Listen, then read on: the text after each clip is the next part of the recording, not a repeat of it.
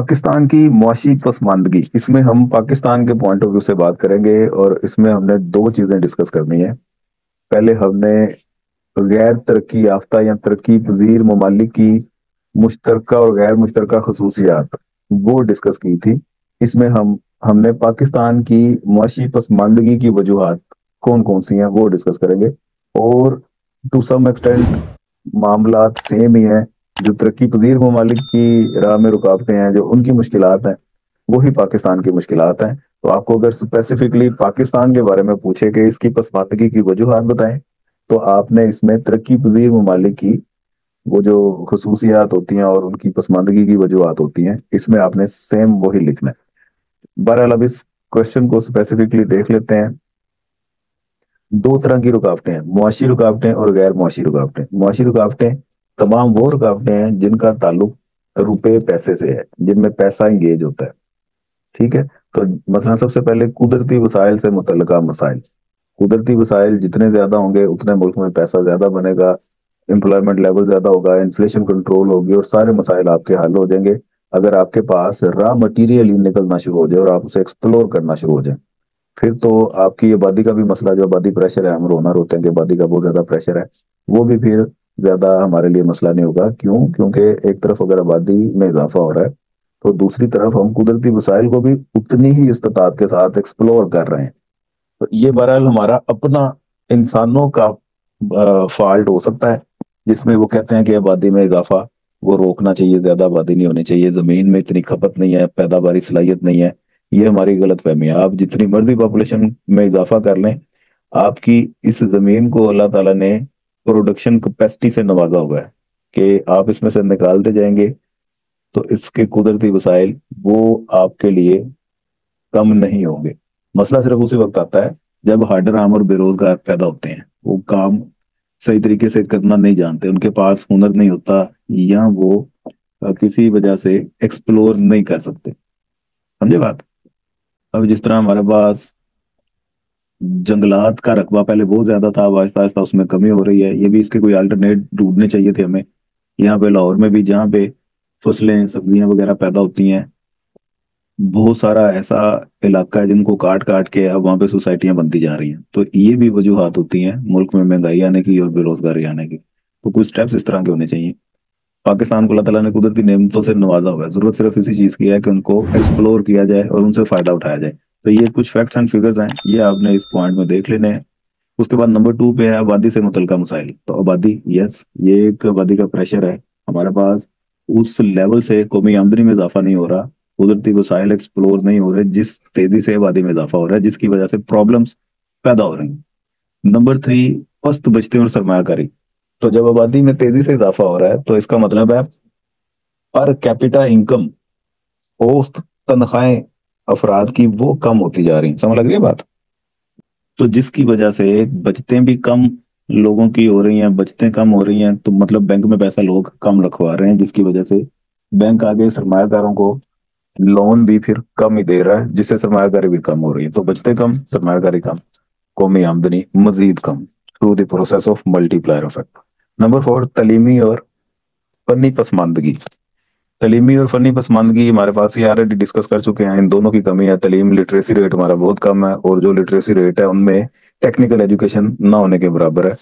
تو ہم technical education کو پریفر نہیں کرتے، بس سمپلی ڈگری آ جائے ہمارے پاس۔ میں ابھی بھی یونیورسٹی پر آتا ہوں تو وہاں پہ بہت سارے اسٹوڈنٹ کا آبجیکٹیو یہ ہے کہ بس ڈگری مل جائے، نہ کلاس میں آنا انہوں نے، نہ پڑھنا۔ سیمسٹر سسٹم نے تو بیڑا گرک کر دیا ہوا ہے، وہ تو بس کہتے ہیں کہ پڑھنا بھی نہ پڑے اور ٹیچر کو رشوت دے کے ہم اپنا جی پی اے وہ امپروو کروا لیں، کسی طریقے سے ڈگری مل جائے۔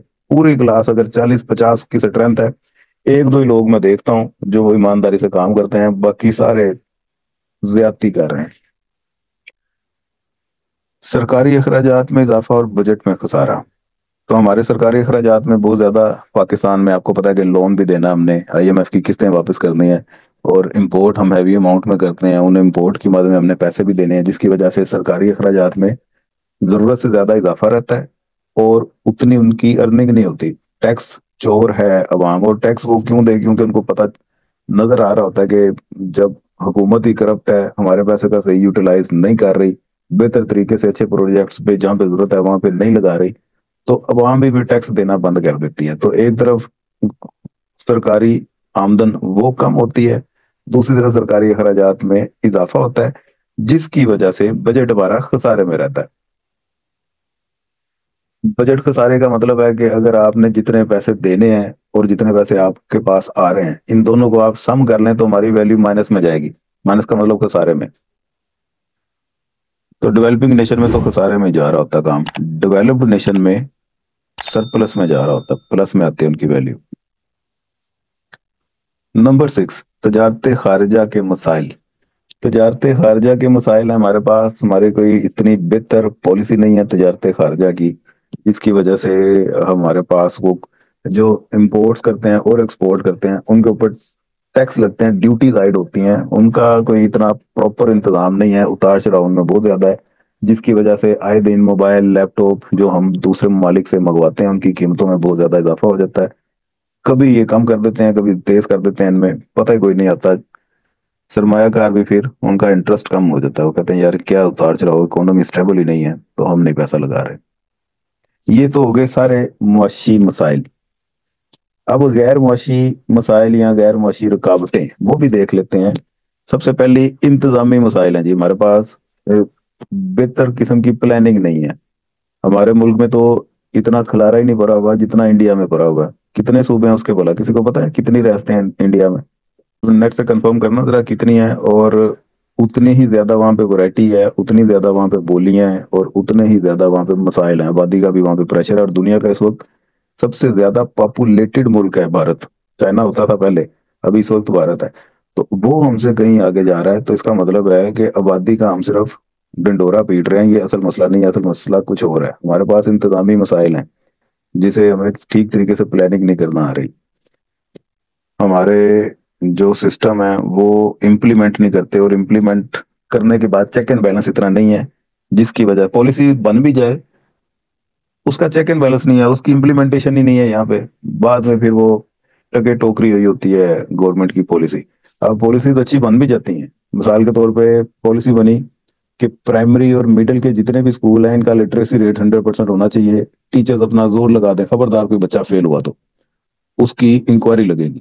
اب یہ اوپر سے پالیسی ایک بن کے آئی کہ بھئی ایجوکیشن پہ آپ نے فوکس کرنا ہے اور خود پر آنا ہے. تو نیچے والا جو طبقہ تھا اس نے اس کا توڑ کیا نکالا, اچھا 100% رزلٹ ان کو چاہیے, کوئی بات نہیں. اسی چکر کے لیے انہوں نے سینٹر بھی بدلائے. مطلب اس اسکول کے بچے دوسرے اسکول میں ان کا سینٹر بنا دیا, دوسرے اسکول کا کسی تیسری جگہ پہ بنا دیا. اب انہوں نے اساتذہ نے اور ہیڈ ماسٹروں نے اس کا طریقہ یہ ڈھونڈا کہ جہاں پہ سینٹر بنا اس کے ہیڈ ماسٹر سے مل لیا, آپس میں مکھ مکا کر لیا, کیونکہ ہیں تو سارے ٹیچر اور ہیڈ ماسٹر پیٹی بھائی ہیں نا. ان کو یہ بتا دیا کہ یار آپ کے بچے ہمارے پاس آ رہے ہیں, ہمارے آپ کے پاس آ رہے ہیں, تسی ਇਹਨਾਂ ਦਾ خیال رکھنا, ਅਸੀਂ ਤੁਹਾਡੇ ਬੱਚਿਆਂ ਦਾ خیال رکھیں گے, ہیپی برتھڈے ٹو یو. تسی بنا لو پالیسی, کی کرو گے پھر. تو اوپر سے پالیسی اگر اچھی بن جاتی ہے, نیچے اس کی پراپر امپلیمنٹیشن اور اس کا چیک بیلنس ہی نہیں ہے, جس کی وجہ سے وہ فرضی رپورٹ ہے, لو جی لو کرو 100% رزلٹ آ گیا, 100% رزلٹ آ گیا. تو اوپر سرکار بھی خوش بھی, باقی بھی ٹیچر بڑی محنت کر رہے ہیں. ایک شعبے کی پرفارمنس میں نے آپ کو بتائی ہے, ہر شعبے میں یہی مسئلہ ہے. تو انتظامی مسائل ہیں ہمارے پاس. سماجی اور عدالتی مسائل. ہمارے پاس سوشل اور انسٹیٹیوشنل پرابلمس بھی ہیں, جس کے باعث ہمیں ٹھیک طرح سے پتہ ہی نہیں چلتا کہ ہو کیا رہا ہے, کس طرح سے اس کا سدبھاؤ کرنا ہے, کیا پلاننگ کرنی ہے. علاج معالجے کی بہتر سہولتیں نہیں ہیں, ذرائع نقل و حمل کی بہتر سہولتیں نہیں ہیں, انفراسٹرکچر وہ کمزور ہے. اور ریلوے کا پی آئی اے کا نظام وہ بھی آپ کو پتہ ہی ہے. اب پی آئی اے سنا ہے پرائیویٹائز کرنے لگے ہیں, خسارے میں جا رہی ہے, ریلوے خسارے میں جا رہی ہے. سرکاری جتنے ڈپارٹمنٹ ہیں تنخواہیں ان کی سن لیں, لاکھوں سے نیچے تنخواہیں نہیں ہیں, اور شعبے خسارے میں جا رہے ہیں. اللہ رحم کرے بس. جبکہ ادھر سکولوں کی پرائیویٹ سکولوں میں جو ٹیچر ہیں ان کو 10-10 12 12 ہزار روپیہ دیتے ہیں, اور بیچاروں سے اس طرح ڈنگروں کی طرح کام کرواتے ہیں کہ دعائی خدا کی ہے. اب وہ لوگ اتنی اتنی تنخواہیں لینے کے باوجود ویلے بیٹھے رہتے ہیں. کیا یہ کھلا تضاد نہیں ہے؟ یہ ہو گیا جی. اب پاکستان کے معاشی مسائل بہتر کرنے کے اقدامات یا معاشی اور غیر معاشی رکاوٹیں دور کرنے کے اقدامات کون کون سے ہیں. تو اوپر اگین وہی جو پوائنٹ یہاں پہ ڈسکس کیے ہیں ان کو بہتر طریقے سے آپ ان کے اپوزٹ کر کے ریپرزینٹ کر دیں, تو یہی پوائنٹ ان کو دور کرنے کے اقدامات ہو جائیں گے. سمجھ لگے بات؟ تو یہ آپ نے اب کمپلیٹ کوشچن کر لینا ہے. ایک یہ کوشچن ہو گیا, اس کے ساتھ دوسرا کوشچن آپ نے जो सा करना ये भी आसान ही है। ये पहले वाला क्वेश्चन तो एक आधी बार रीडिंग ही आपने करनी है, इसमें सेल्फ राइटिंग ही चलेगी, रट्टे शट्टे कोई भी नहीं लगाने। डेवलपमेंट वाला पूरा जो सेगमेंट है आपका उसमें सेल्फ राइटिंग ही है। मास वाइज कुछ ऐसे पॉइंट्स जो आपको पता होने चाहिए, जिस तरह डेवलपमेंट किसे कहते हैं उसको मेजर करने के इकदाम, कुछ ट्रेडिशनल मेथड हैं, कुछ लेटेस्ट मेथड हैं, कौन कौन से हैं, पर कैपिटा इनकम मेथड कौन सा है, और जीडीपी मेथड कौन सा है, ये आपको पता होनी चाहिए, फैक्ट्स एंड फिगर्स पता होने चाहिए। बकाया ज्यादातर इसमें सेल्फ राइटिंग ही है। हेडिंग्स याद करें, आंसर आपको खुद लिखना आना चाहिए। अच्छा जी, ये नया क्वेश्चन स्टार्ट हो गया है। माशी तरक्की के माशी और गैर माशी अवामिल कौन कौन से हैं? इन्हें मुय्यनात भी कहते हैं। माशी मुय्यनात वो पहले देख लेते हैं। मतलब कोई भी मुल्क में तरक्की करने के लिए इंडिकेटर्स कौन कौन से हैं, कौन कौन सी ऐसी चीजें हैं जो वजह बनती हैं तरक्की की।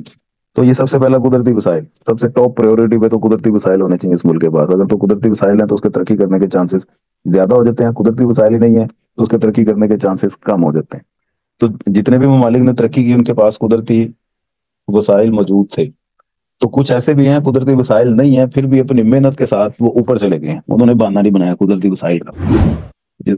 सऊदी अरब में तो चलो कुदरती वसाइल, एक उनके पास तेल ही ऐसा समझ ले कि जखीरा है, पूरी दुनिया को वही बांटते जा रहे हैं, पैसे कमाते जा रहे हैं, और उनको किसी शोबे में मेहनत इतनी करने की जरूरत ही नहीं है, क्योंकि तेल उनके ममालिक से निकलता है जो हाथों हाथ लोग खरीदते हैं, और वो लोग बैठे बैठाए अमीर होते जा रहे हैं। तो कुदरती वसाइल यहाँ से फिर साबित हुआ बहुत ज्यादा असर डालता है किसी भी मुल्क की तरक्की में।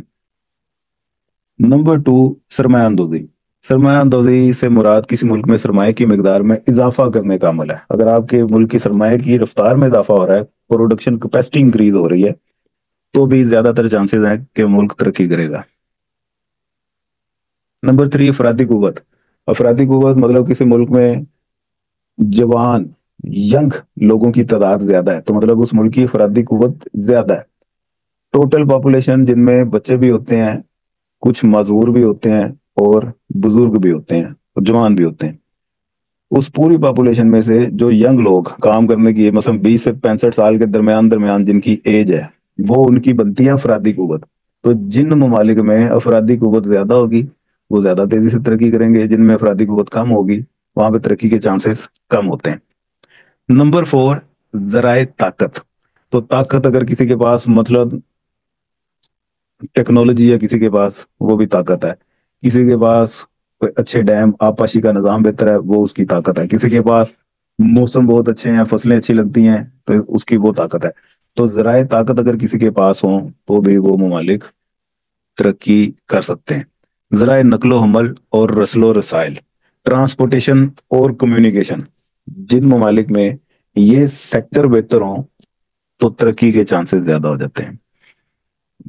तलीम तरबियत डेफिनेटली इम्पैक्ट डालता है। तलीम तरबियत जितनी बेहतर होगी उतना ही लोग टेक्निकल चीजें समझने के अहलकार होंगे, और वो लोग अपना नफा नुकसान समझते होंगे, बेहतर जगह पे इन्वेस्ट करेंगे, अच्छी जगह पे पैसा लगाएंगे जहां से उनको पता होगा रिटर्न उनको कितना मिलना है, कहाँ पे इन्वेस्ट करना है कहाँ पे नहीं करना, उनको समझ बूझ होगी। तलीम हर लिहाज से फायदेमंद है।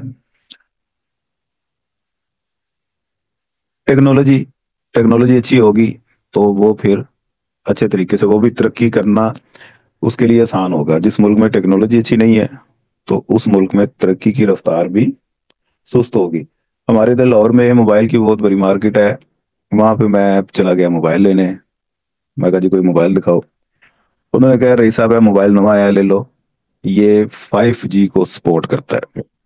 ओए 5G टेक्नोलॉजी, अभी यहाँ पे तो 4G चल रहा है ना, 5G का तो अभी यहाँ पे इतना हिसाब किताब नहीं आया। अब पता नहीं आगे होगे ना, मैं 2 साल पहले की बात बता रहा हूँ।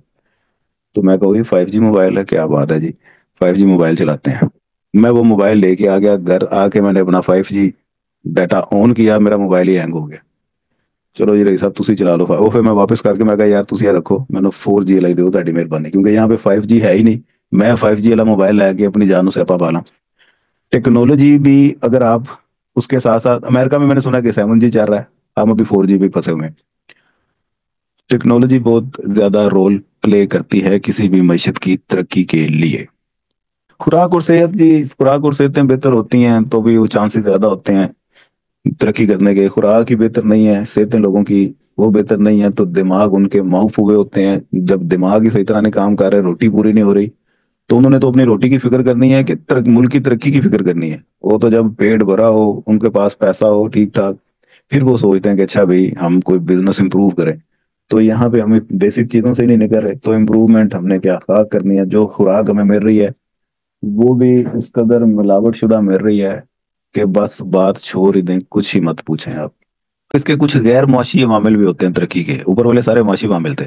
اب جس طرح کچھ سماجی عوامل ہیں, سماجی عوامل کا مطلب ہے سماج میں اگر مینٹیلٹی ان کی اچھی ہے, رسم و رواج اچھے ہیں, اوٹ پٹانگ رسمیں نہیں ہیں. جس طرح ادھر تو اوٹ پٹانگ رسمیں ہیں نا, شادی تے بس چودھری صاحب دی ٹور ہونی چاہیے, وہ پیسے لٹائیں, اس طرح کا سیٹ اپ کریں کہ بلے بلے ہو جائے.